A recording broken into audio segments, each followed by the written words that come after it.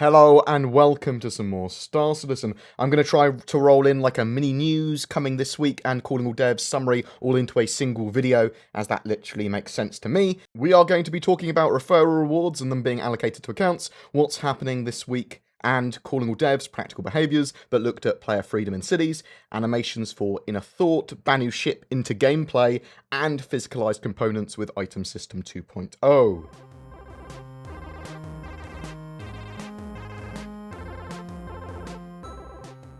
This is a bit of a tongue twister for me, actually. Referral rewards for 75 referrals and beyond have now been attributed to players' accounts. Referral ships appear to have lifetime insurance too, and are cross-chassis upgradable, so players can literally upgrade them to any other ship that is currently on sale. Players with the Gladius and Gold, which is the 10 referral reward, unlocked. I believe that this will be given lifetime insurance in the future, pretty soon in fact, as per a statement from customer service. We are currently aware of that inconsistency when referring to the Gladius, and will be correcting it sometime after CitizenCon by attributing lifetime insurance retroactively to previous Gladius and Gold rewards. I also believe now that if you get the Gladius and Gold reward, it automatically already has lifetime insurance. Coming later this week, we have the Valkyrie Q&A on Wednesday.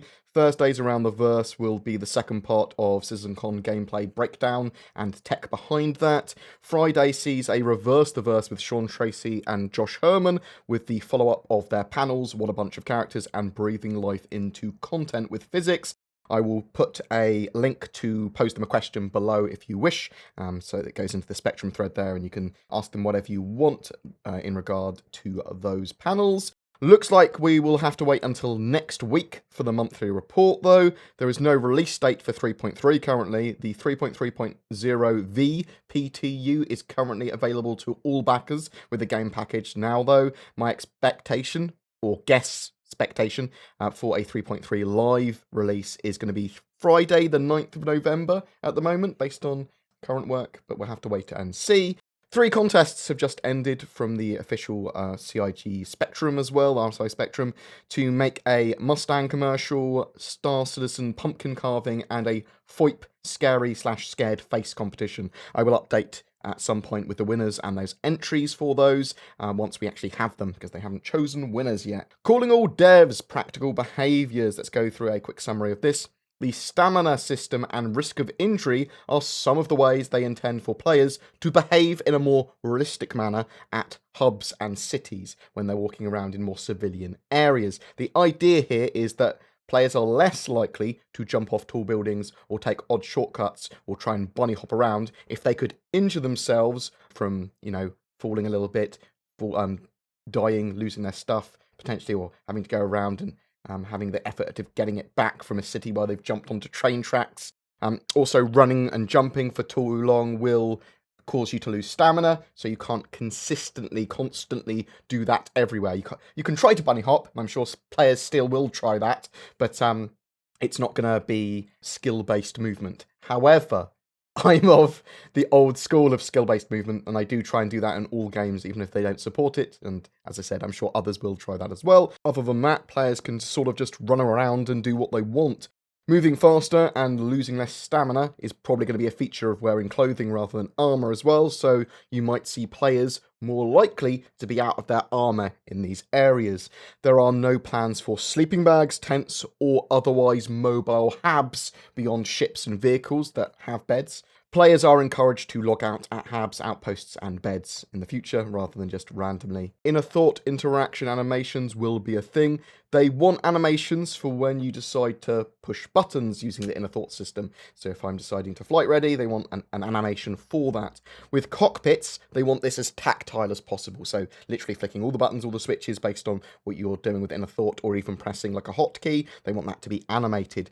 They use an IK system for this, allowing them to use animations in a variety of different positions and different circumstances. So they literally and effectively retarget a movement, so they can have someone flicking a switch, but they can actually move that switch around on a different cockpit, so they don't have to constantly film mocap or anything like that. It reduces the workload significantly, basically. They use this stuff sensibly. They reuse as much as they can without reducing the fidelity they want in the game.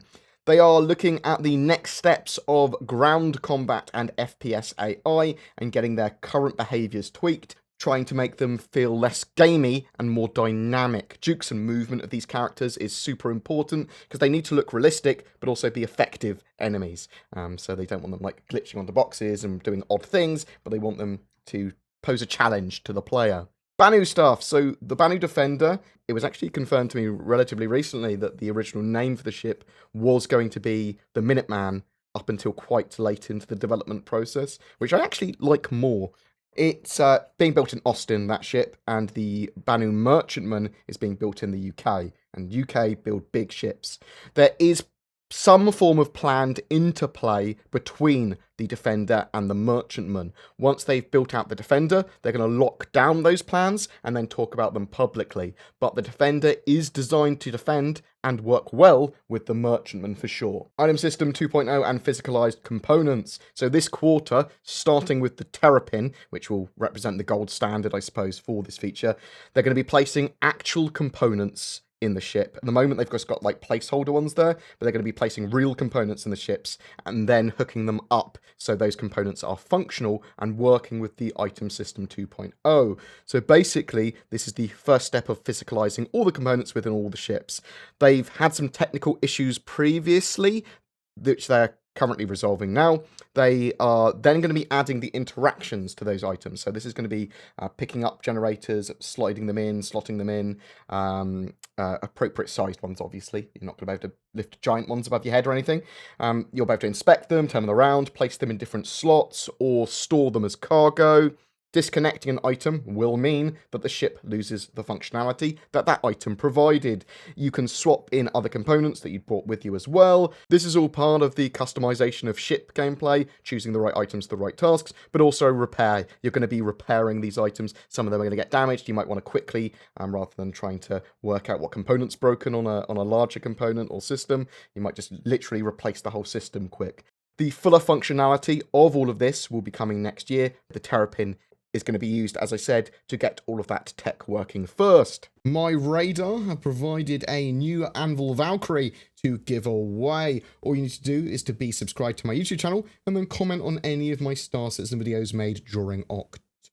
My Radar is a mobile app for iOS and Android that provides up-to-the-minute weather information in the US, Europe, and Japan, with service in Australia coming in by the end of 2018. It allows Star Citizen players to view detailed maps of the moons in-game as well, Yela, Selin, and Daymar. A new version will be released this month that includes new features, including outpost markers and updated maps. Also, if you're looking to get or upgrade a gaming PC, then consider Shadow instead. Shadow is a subscription-based cloud gaming PC service that can turn most devices, phone, laptop, PC, tablet, and more into a powerful gaming PC via the internets. Links to more info in the description for that, and if you do decide to try it, then use the code BoredGamer to get a discount on the service.